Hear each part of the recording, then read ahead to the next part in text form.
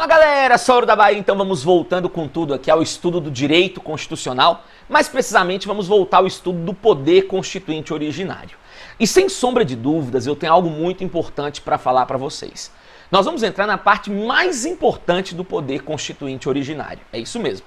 Nós vamos entrar nas características do poder originário. E detalhe, essa parte ela é importante tanto para o estudo do constitucional como um todo, bem como para as questões de prova. Eu lhe asseguro veementemente que de cada 10 questões cobradas sobre poder originário, 8 questões elas vêm desse assunto aqui.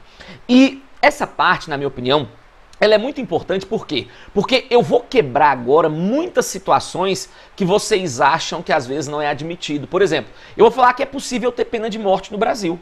Eu falo assim, como, professor? Calma, tudo isso é por meio do poder originário. Beleza? Então nós vamos aqui com a maior cautela possível, justamente para você não se perder aí, para não ficar confuso no raciocínio, ok? Então, daquele jeito, pontuando tudo, todas as observações importantes eu vou colocar, não precisa se preocupar, vem comigo. Então nós vamos falar agora aqui acerca das características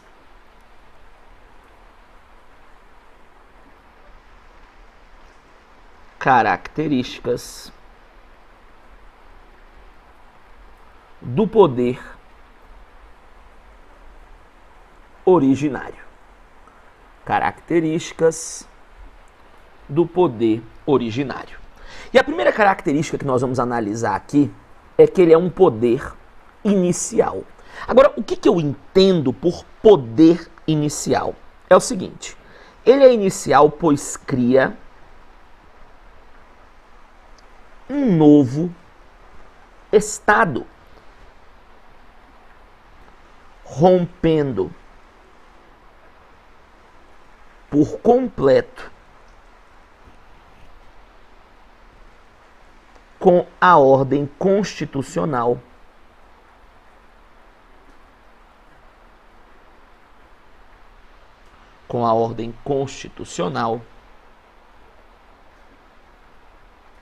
anterior. Nós vamos falar aqui também, isso você vai ver com uma frequência boa em prova, que ele é um poder de fato, ou também que ele possui natureza pré-jurídica.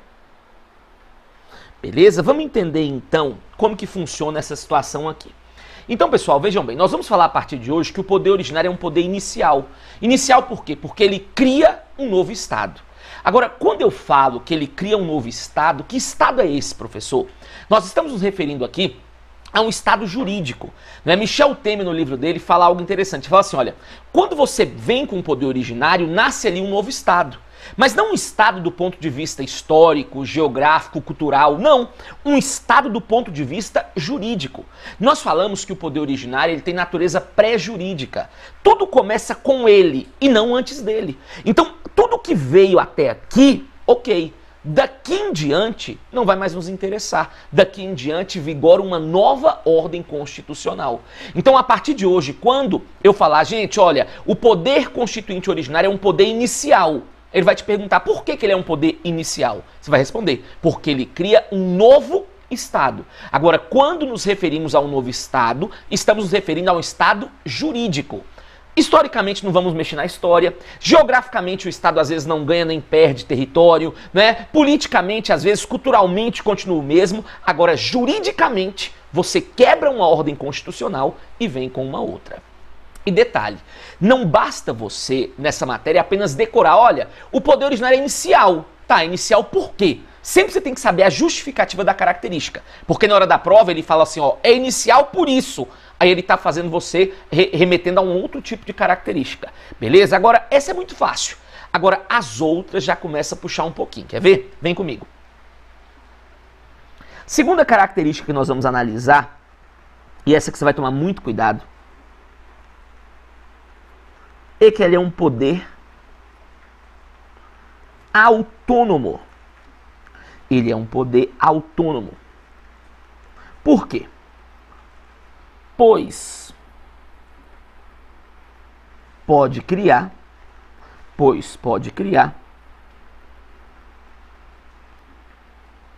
as suas próprias normas.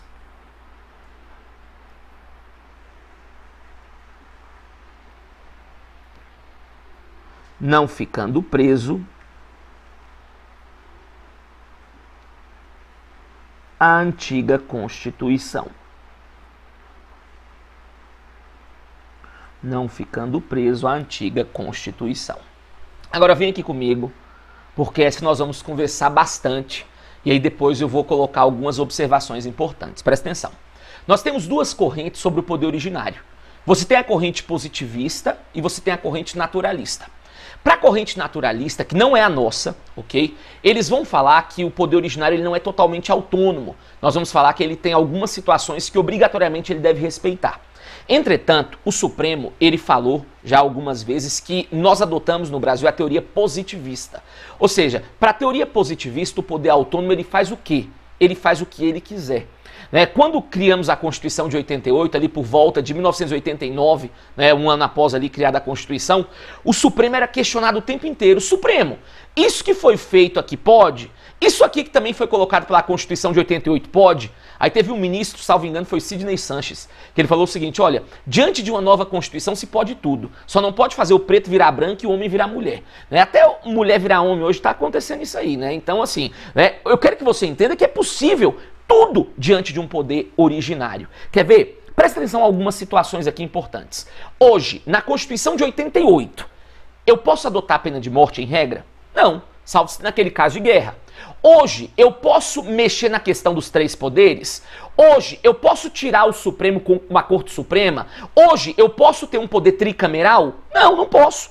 Enquanto vigorar a Constituição de 88, nós vamos ter que manter essas situações. Até porque eu fiz questão de dar exemplos aqui que entram como cláusula pétrea. E nós não vamos aceitar que haja uma abolição desses institutos.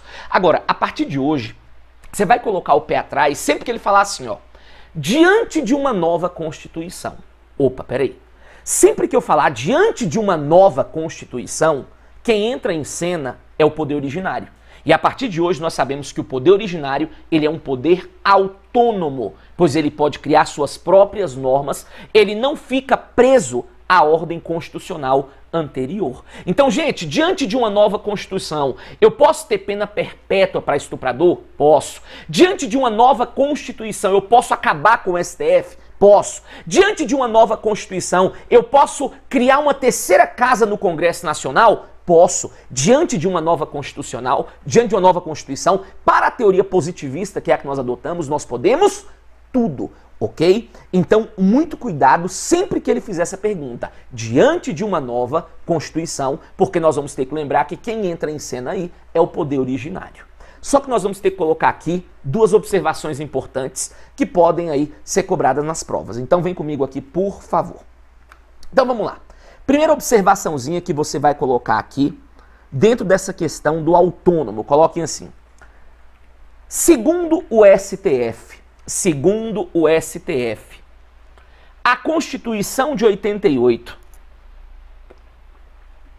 adotou a teoria positivista. A Constituição de 88 adotou a teoria positivista. Sendo assim, ele pode fazer tudo o que achar conveniente. Sendo assim, ele pode fazer tudo o que achar conveniente.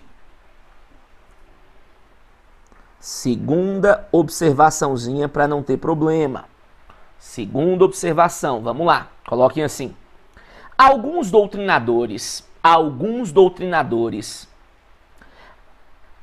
adotam a teoria naturalista do poder originário. Alguns doutrinadores adotam a teoria naturalista do poder originário. Sendo assim, ele pode sofrer algumas restrições. Sendo assim, ele pode sofrer algumas restrições. Exemplos, só para que você não fique aí totalmente voando diante de uma situação como essa. Exemplos. Respeito à soberania do Estado, respeito à soberania do Estado, aos direitos humanos, e aos direitos sociais adquiridos, aos direitos humanos e aos direitos sociais adquiridos. Vem aqui comigo, por favor. Mais uma vez vou repetir justamente para você guardar isso aqui.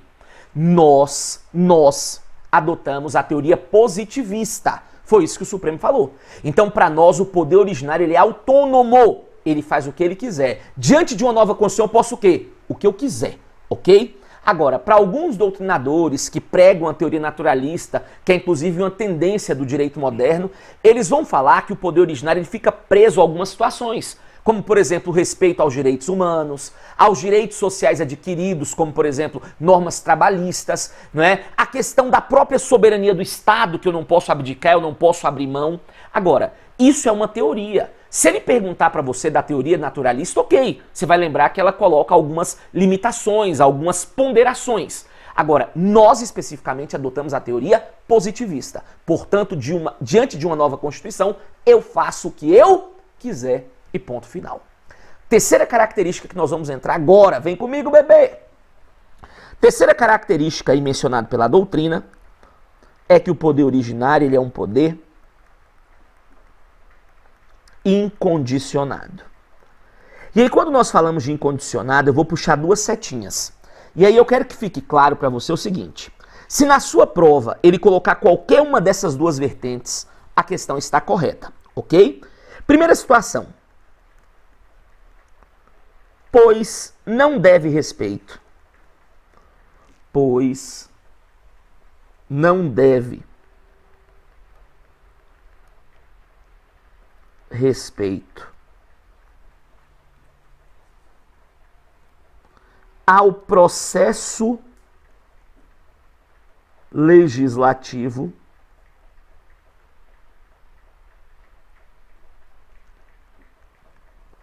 da antiga Constituição. E a segunda vertente que ele pode usar aí na sua prova, que você também pode considerar como sendo um poder incondicionado, é que não existe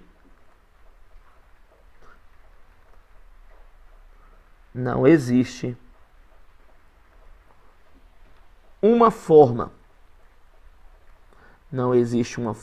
pré-estabelecida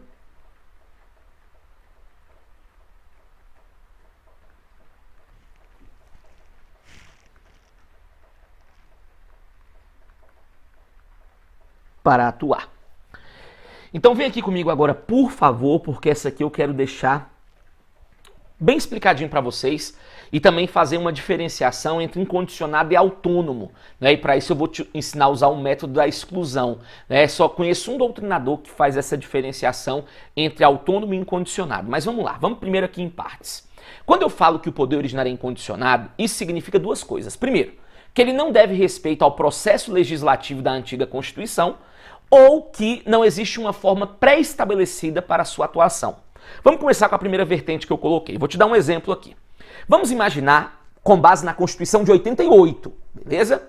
Nós queremos fazer uma emenda constitucional. Como que uma emenda ela é feita? Uma emenda, primeiro, ela tem que ser aprovada em cada casa do Congresso, é um procedimento bicameral. Em cada uma das casas eu tenho 2 turnos de votação, né? Em cada turno tem que ser aprovada por um quórum de 3/5, que equivale a 60% da casa legislativa. Então tudo isso é uma condição. Ou seja, para que eu possa hoje fazer uma emenda constitucional, eu preciso seguir todos esses pontos. Se porventura algum desses pontos acaba sendo descumprido, essa minha emenda ela tem que ser julgada inconstitucional. Afinal, quando eu faço uma emenda, quem está atuando não é o poder originário, é o poder derivado. E o poder derivado, por sua vez, ele é um poder condicionado, beleza? Agora, aprenda um detalhe. Tudo isso que eu falei, então, para se fazer uma emenda é uma condição. Agora, ele vem e pergunta assim, gente, diante de uma nova Constituição, diante de uma nova Constituição, quem entra em cena é o poder originário. E por sua vez ele é um poder incondicionado. Então veja, se eu crio uma nova Constituição e na nova Constituição eu quero dificultar mais ainda o processo de uma emenda, ao invés de 2 turnos eu quero colocar 3 turnos em cada casa, eu posso? Posso. Se ao invés de aprovar por 3/5 eu quiser aprovar por 2/3 ou por maioria absoluta, eu posso? Posso. Por quê? Porque eu não devo respeito ao processo legislativo da antiga Constituição. Quer um exemplo interessante? Na Constituição passada, 1967, para alguns 69, nós tínhamos a tal da figura do decreto-lei, não é? E aí na Constituição de 88 você não tem. Por quê? Porque ele foi substituído por uma espécie normativa mais moderna, oriunda do direito italiano, que é a famosa medida provisória. Agora, por que eu pude tirar o decreto-lei e colocar uma medida provisória? Porque o poder originário é um poder o quê? Incondicionado. Então, deixa eu dar uma última dica aqui. Quando você for estudar, então, o processo legislativo, né, como cria uma lei ordinária, uma lei complementar, uma medida provisória, você está aprendendo isso na Constituição de 88. Se porventura for criada uma nova Constituição e eu quiser modificar tudo isso, eu posso. Afinal, eu sou um poder incondicionado. Agora, o fato de falar que o poder é incondicionado tem uma segunda vertente, que é o fato de não existir uma forma pré-estabelecida para ele atuar. Direto me perguntam assim, professor, quando vão criar uma nova Constituição? Quem pode criar uma nova Constituição? Qual o procedimento para se criar uma nova Constituição? Sei lá.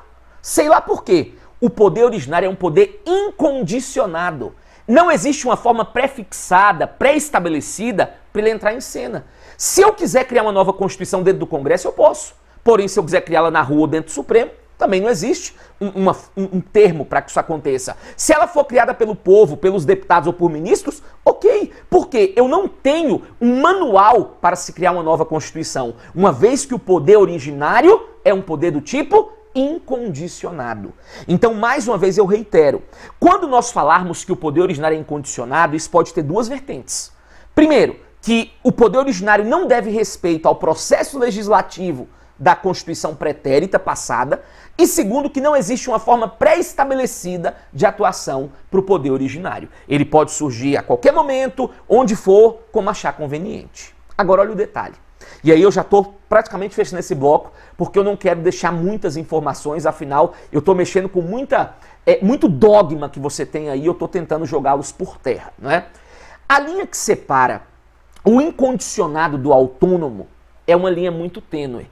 E justamente para diferenciar essa situação, você vai aprender a usar o método da exclusão. Como assim, professor? Sempre que nós falarmos da criação de uma nova Constituição, eu vou lembrar do poder originário.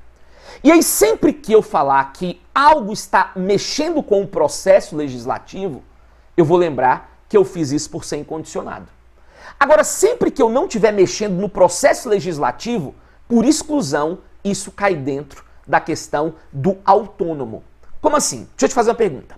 Diante de uma nova Constituição, ao invés de uma lei ordinária ser aprovada por maioria relativa, ela vai ser aprovada por maioria absoluta. Eu posso fazer isso? Posso.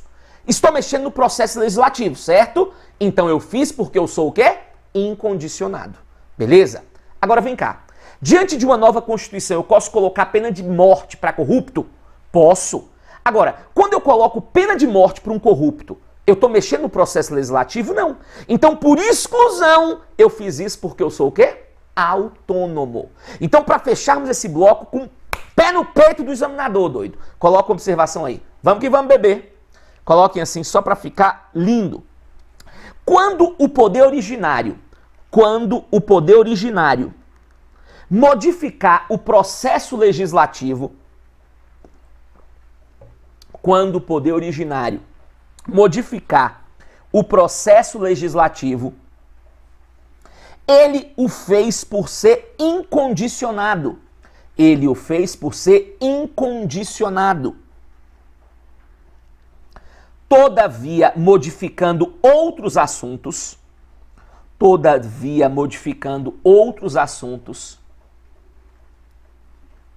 ele o fez por ser autônomo. Todavia, modificando outros assuntos, ele o fez por ser autônomo. Então vem aqui comigo, por favor. Nesse bloco, então, nós começamos a falar acerca das características do poder originário. E nós já sabemos, só para sedimentar, para deixar bem estruturado isso aí, que o poder originário é inicial. Inicial porque cria um novo Estado. Estado do ponto de vista jurídico. Ele é autônomo, porque ele pode criar suas próprias normas, as suas próprias regras, não estando preso à antiga Constituição. E vimos também que ele é incondicionado. E vimos que o fato de ser incondicionado é porque ele não deve respeito ao processo legislativo da antiga Constituição e não existe uma forma pré-estabelecida para que ele possa entrar em cena. Dessa forma, falamos aqui sobre a primeira parte das características. Volto já já, é só você dar o play e ter a minha ilustre presença. Só ouro da Bahia e até a próxima. Valeu!